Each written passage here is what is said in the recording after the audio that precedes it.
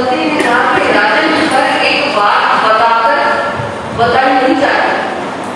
कुछ चीजें जब अनुभव में आती हैं, एक्सपीरियंस में आती हैं, तो वो पता चलता है कि इसकी सच्चाई क्या है और इसका अर्थ क्या है। जैसे अगर हमें भूख लगी है और हम अपने दिमाग से सोचें कि मेरे सामने बड़ी भिखारी रखी है, सिर्फ सोच रहे हैं, रोटी है उसमें, चावल है, दाल है, सब्जी है, मिठाई है, सलाद है, सब कुछ है, तो क्या सोचने से भूख मिट जाएगी? मिट जाएगी भूख? क्या करना पड़ेगा? भूख लगी है तो क्या करना पड़ेगा? खाना हमें खाना पड़ेगा, भोजन हमें करना पड़ेगा, उसके बाद हमारी भूख मिटेगी। इसी तरह से कुछ चीजें ऐसी होती हैं कि जब तक वो हमारी जिंदगी में आए ना, तब तक उन चीजों का एक्सपीरियंस हमें मालूम रहेगा। और वो जो मंत्री है वो भी कह रहा है, राजन एक समय ऐसा आएगा कि जब आपको पता लग जाएगा कि भगवान जो कर रहा है अच्छा है। देख लेंगे तो समय जो करता हूँ मैं करता हूँ, मेरी मर्जी से होता है, और जो होता है वो मेरी मर्जी से होता है, अच्छा होता है। भगवान भगवान कुछ नहीं। एक दिन अपने सैन्य कक्ष में अपने बेडरूम में राजा खड़ा है, अपनी तलवार हाथ में ले रखी है, उसको कपड़े से साफ कर रहा है। तलवार की धार बड़ी होती है, बड़ी प्यारी थी। जैसे ही वो तलवार साफ कर रहा है, एकदम से ध्यान हटा और उसकी उंगली कट गई। जैसे ही उसकी उंगली कटी, इतने में किसका आना हो गया?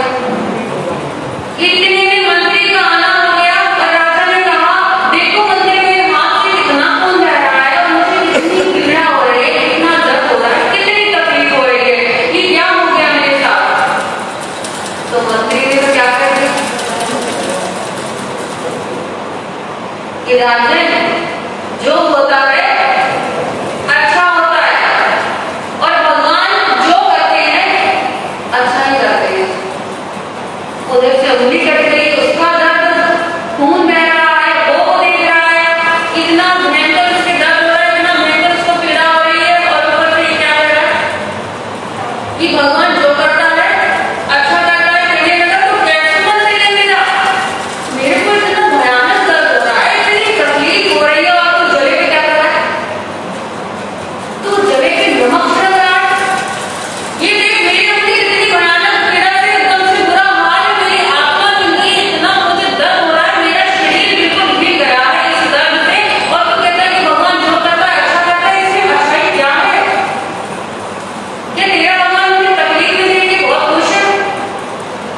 तो कहने लगा, नहीं, भगवान तो किसी को भी तकलीफ में देकर खुश नहीं होते, पर राजन जो होता है अच्छा होता है।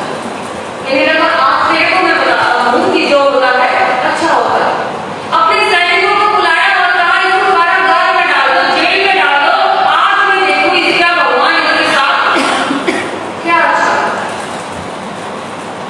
और जो सैनिक उसको पकड़ कर लेके जा रहे हैं, तो मोड़ कर भी उसने राजा से क्या कहा? क्या कहते हैं राजा जाने? राजन जो होता है अच्छा ही होता है। तो कहने लगे, हाँ हाँ, मैं भी तो देखूं तेरे साथ कितना अच्छा होगा।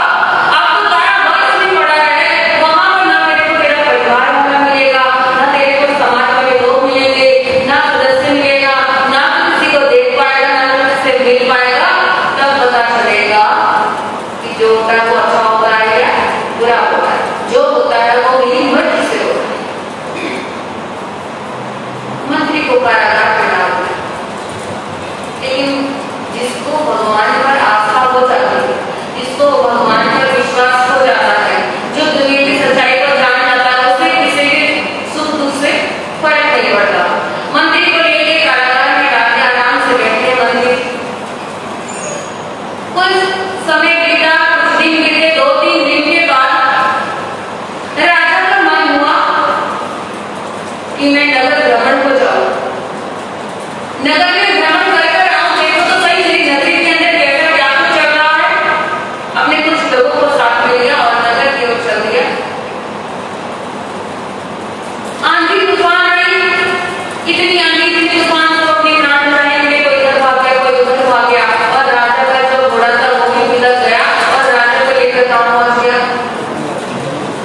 युवा ने कहानी सुनी होगी।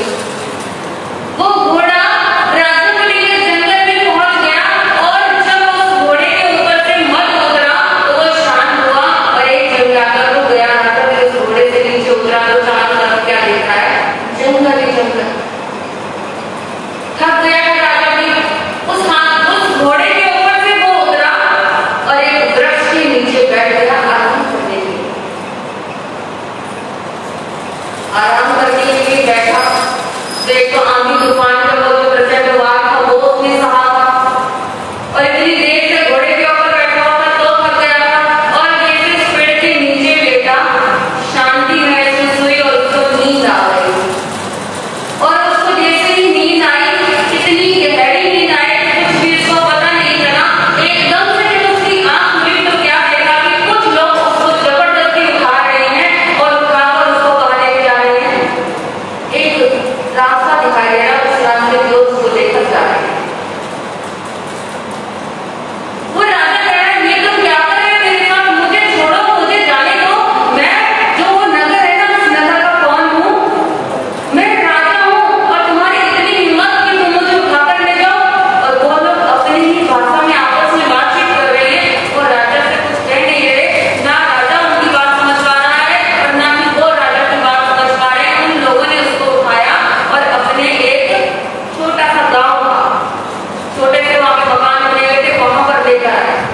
वो आदिवासी लोग वो अपनी भाषा में बोल रहे थे और उस व्यक्ति को जब वो उठाकर लेकर आए तो उनका जो राजा था उसके पास लाकर खड़ा कर दिया।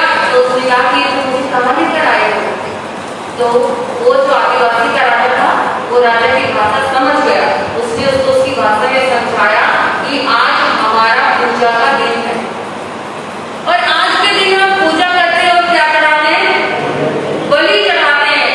और हम एक ऐसे इंसान की तलाश कर रहे थे जिसकी हम बलि चढ़ा सके और अपने देवी को प्रसन्न कर सके और तुम हमें उस पेड़ के नीचे आराम करके दिखे, इसलिए हम तुम्हें उठाकर ले आए हैं। अरे तुम तो अपने आप को खुशकिस्मत समझो कि तुम किसको समर्पित होने जा रहे हो?